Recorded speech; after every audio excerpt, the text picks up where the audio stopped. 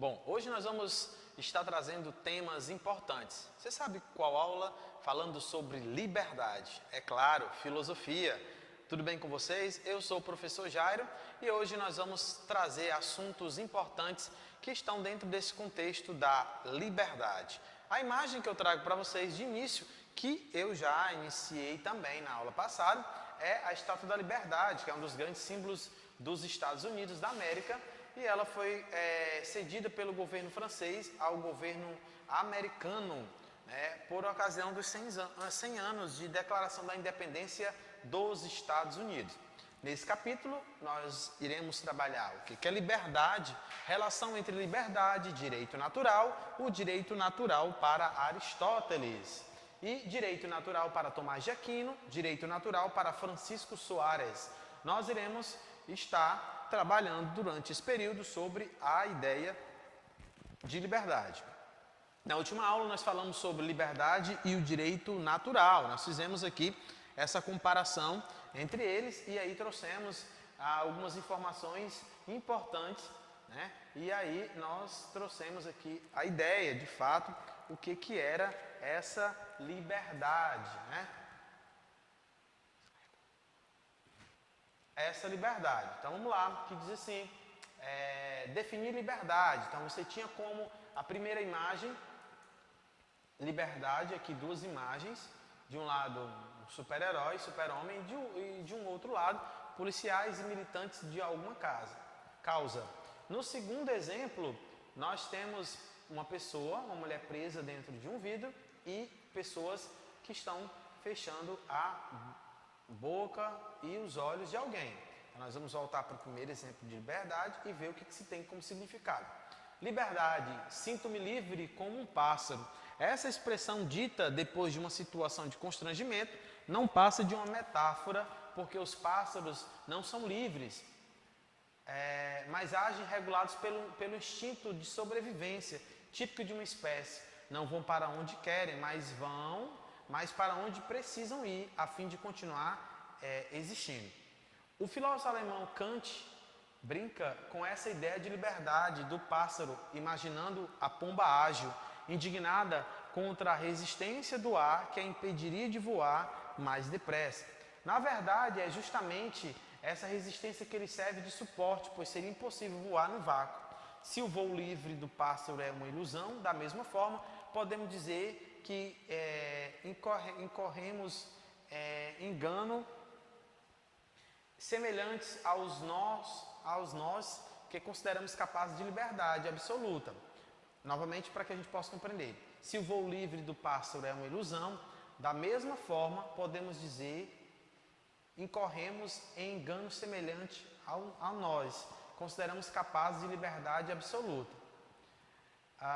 Nós vamos conseguir compreender, o texto ele vai falando justamente sobre essa questão da liberdade, E aí ele traz um ponto interessante aqui que diz assim, além dos determinismos psicológicos, podemos acrescentar os culturais. Ao nascer, encontramos um mundo já constituído e recebemos como herança a moral, a religião, a organização social, política, a língua, enfim, os costumes, de certa forma, moldam nossa maneira de sentir. Essa é uma definição sobre liberdade.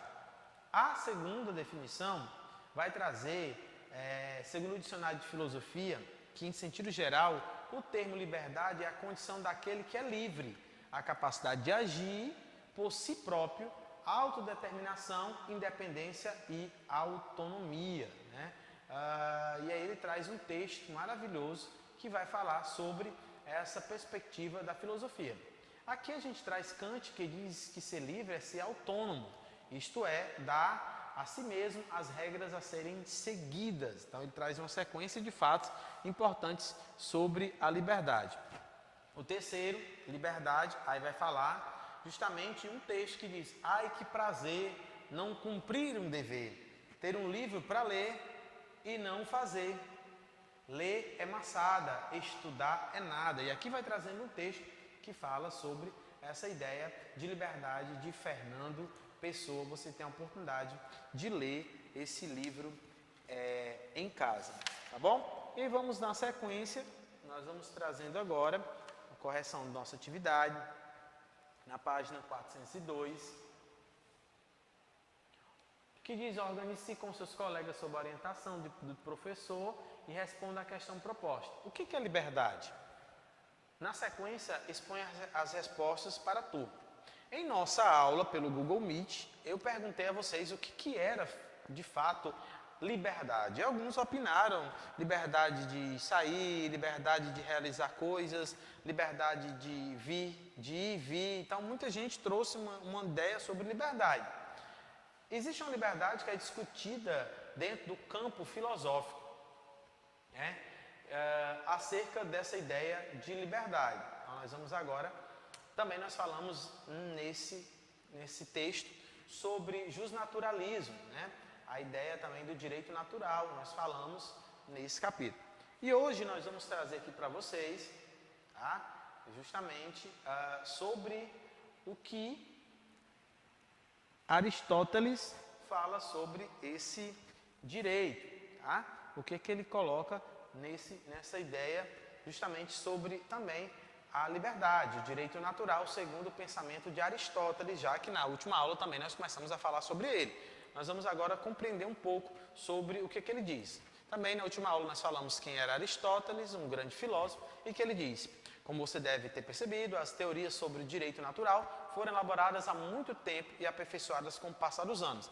Então, Aristóteles o texto está dizendo que ele foi um dos inúmeros pensadores aqui que refletiu sobre essa questão. Além de filosofar sobre outros temas já estudados por nós, Aristóteles teve essa visão de discutir, de falar sobre esse direito. Então vamos lá. O que ele defendia? Lembra que na última aula eu já comecei a falar sobre isso?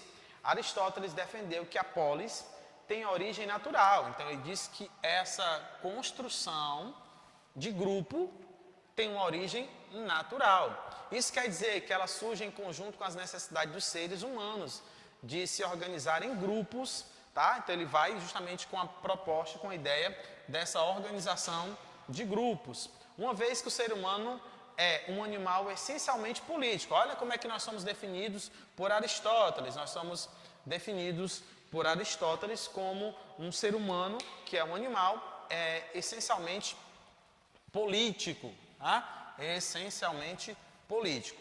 Dando sequência, desculpe, o homem tem a tendência natural de construir uma polis, ou seja, isso está em nós, a necessidade de construirmos um local, uma comunidade para que possamos viver, né? Nessa comunidade de forma o quê? De forma harmonicamente.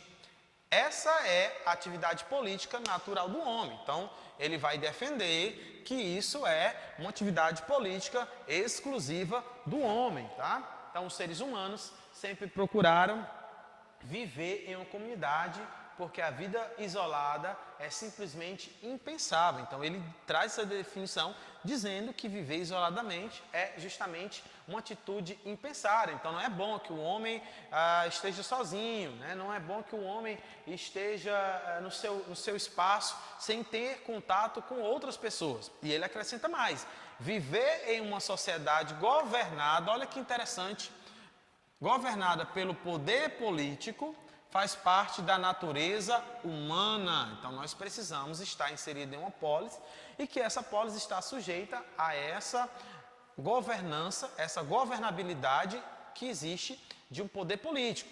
E ele vai mais. Aristóteles não admite uma forma de vida que não esteja associada a uma vida em sociedade. Para ele é inadmissível uma pessoa que não consegue estar inserida nesse contexto de vida em sociedade. Então ele traz justamente esse pensamento. Não sei se já pensando, né, a longo prazo, aqui onde nós estamos, século XXI, é onde as pessoas estão sentindo de fato essa necessidade de serem abraçadas. Para ele, se alguém consegue viver à margem do Estado, não é um ser humano, é uma besta ou um deus. Lembrando que aqui dá a ideia de um deus minúsculo. Portanto, para esse pensador, ele traz sim a polis, né, que ela é uma construção artificial, mais natural, pois deriva de uma necessidade do homem. Então, nós temos essa necessidade de morarmos próximos a pessoas, a leis, né, que nós poderíamos estar inseridos nesse contexto. E ele vai mais, ele vai dizer que a respeito da justiça, é um outro ponto que Aristóteles também traz, que ele diz que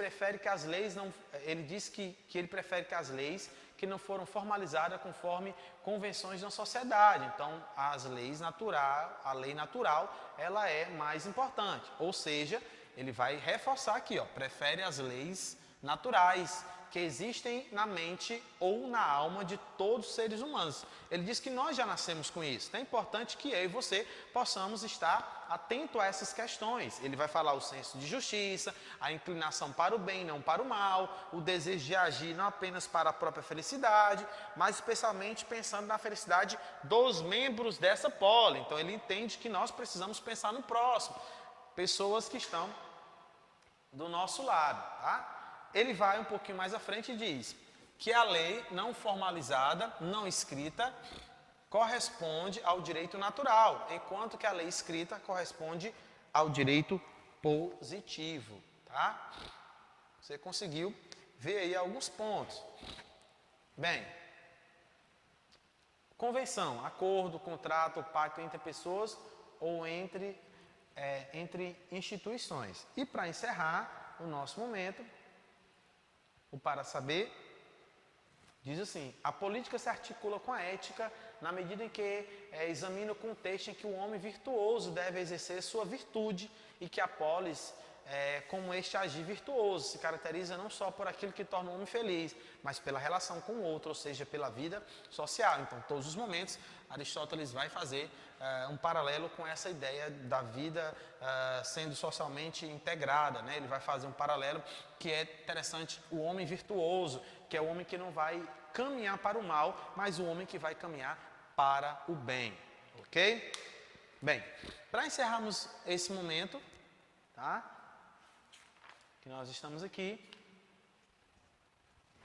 espero que você tenha compreendido um pouco sobre o direito em que ele traz, né? O direito em que Aristóteles fala, né? O direito natural segundo o pensamento de Aristóteles, um grande nome da filosofia, e você tem a oportunidade de pesquisar um pouco mais sobre ele. Eu vou ficando por aqui. No próximo encontro nós vamos trazer um pouco mais da visão de outro pensador. Nós vamos falar sobre Tomás de Aquino. Então fique em paz, tranquilo, até o próximo encontro.